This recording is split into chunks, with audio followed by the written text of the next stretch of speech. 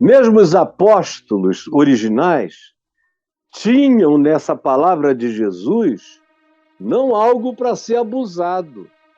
E foi algo que eles usaram como uma prerrogativa apenas em muito poucas ocasiões, quando, na maioria das vezes, eles apenas declararam que aquelas pessoas eram de Deus, ou quando havia dúvidas, mas ia um grupo de pessoas, como Paulo, Barnabé, e olhavam, enxergavam e davam testemunho da graça de Deus e diziam, eles são de Cristo, sim.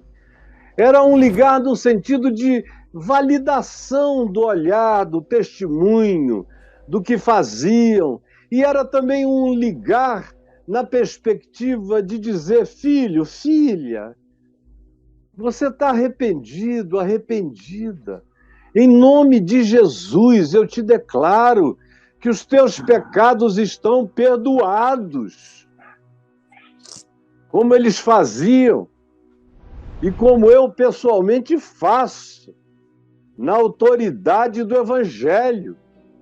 E tenho feito a minha vida toda, e cada vez mais, ligando gente que chega fragmentada, desligada por esses falsos apóstolos, ameaçadores, esses lobos que impetram maldições sobre pessoas que não atendem às suas condições.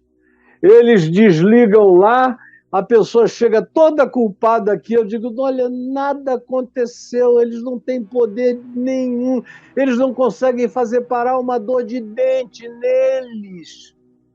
Eles não conseguem mudar a orientação sexual dos filhos. Eles não conseguem fazer a mulher deles voltar a sentir tesão por eles. Eles não conseguem ligar nem o seu próprio corpo ao corpo da esposa. Eles não conseguem realizar nada.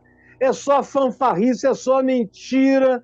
Porque Deus não dá poder de ligar e desligar a mentirosos, enganosos, adúlteros, corruptos, que prostituem a alma humana, que enganam, que se apossam, que dominam, que controlam.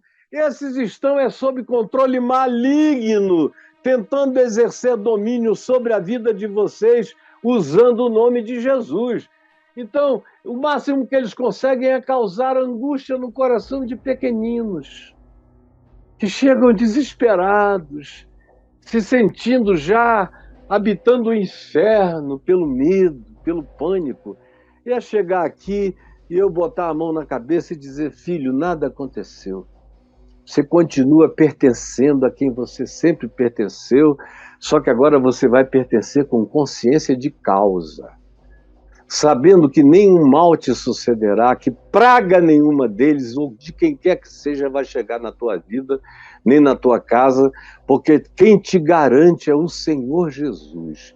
E agora eu te digo, olha nos meus olhos, olha aqui para mim, eu te digo, os teus pecados estão perdoados. Em nome de Jesus, vai em paz.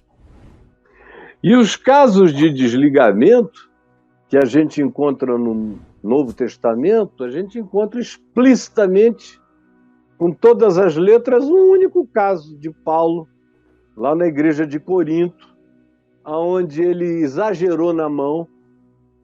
É aquele texto de 1 Coríntios 5, quando ele diz que estava entregando um determinado membro da igreja de Corinto a Satanás para a destruição da carne, porque o cara tinha ido para a cama com a mulher do pai, não era com a mãe dele, era o pai casou de novo, viúvo, seja lá qual tenha sido a circunstância, e ele ficou com tesão na mulher do pai, a mulher do pai deu mole para ele, eles foram para a cama, tiveram um caso que acabou sendo descoberto e todos eles eram membros da igreja em Corinto, como acontece aqui nas Corintos da nossa vida todo dia. E Paulo, distante, devia ser amigo do homem que foi traído, devia percebeu o mal enorme numa cidade como Corinto, tomada de promiscuidade, de prostituição para todo lado, e a igreja não era melhor do que a sociedade que a circundava, ela era muito parecida com a sociedade circundante, a igreja de Corinto. E Paulo, nesse arrobo, diz que reunidos eles e o meu espírito, diz Paulo, eu determino que tal pessoa seja entregue a Satanás para a destruição da carne. Aí passa um tempo, Paulo se arrepende, e na segunda epístola aos Coríntios, você lê lá no capítulo 2, vai lendo em diante, 3, 4, como o arrependimento dele está presente em quase tudo que ele diz naquele início de 2 aos Coríntios. E ele se arrependia de ter entristecido tanto aqueles que tinham o poder de alegrá-lo, e que ele tinha exagerado do que ele tinha dito. E fala lá, retirem de sobre ele esse peso, para que ele não seja esmagado, para que ele não atente contra a própria vida, para que ele não caia numa tristeza profunda, onde Satanás vai ter vitória. Então, na ansiedade de ajudar o indivíduo a andar em Cristo, ele exagerou. Ele foi para além dos limites. Porque eu não tenho permissão para entregar ninguém a Satanás. O irmão de Jesus, o apóstolo Judas, falou contra isso na epístola dele, contra aqueles que diziam juízos infamatórios contra o diabo. É uma coisa interessante. Judas, o irmão de Jesus, demanda que a gente tenha uma atitude de respeito pelo mundo espiritual negativo e positivo, por anjos e por demônios. Porque eu não estou aqui para galhofar, nem para puxar arminha para Satanás, porque é tudo que ele quer. Nem estou aqui para expulsar demônio do palavrão, não estou aqui para baixar o nível para um piso em que o diabo gosta de pisar. Não, ele disse que o arcanjo Miguel, quando contendia, eu estou falando de Judas, o irmão de Jesus, o arcanjo Miguel, quando contendia com o diabo a respeito do corpo de Moisés, não ousou proferir contra o diabo, contra Satanás, juízo infamatório. Seu canalha, seu safado, nada disso. Antes disse que o Senhor te repreenda, Satanás. É o que a gente encontra também em Zacarias 3.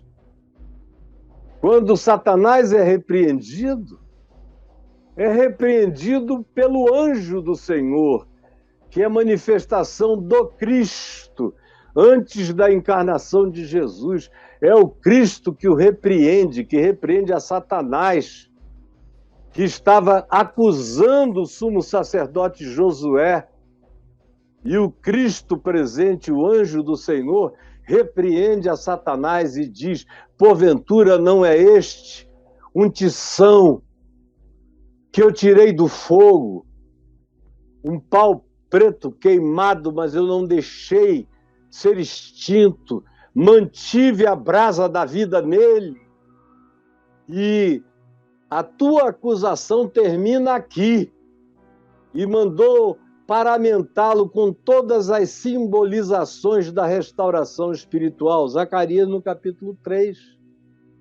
Então essa coisa não tem nada a ver com a igreja. Imagina essa igreja que vocês chamam aí, que é um cassino de mentirosos, de ladrões, como Jesus disse, do templo em Jerusalém, das autoridades do templo, chamou de covil de salteadores. E aqui é muito pior do que estava lá, está horrível esse negócio aqui. Você acha que Deus está transferindo o poder de ligar e desligar para um pessoal que existe em estado de desligamento divino.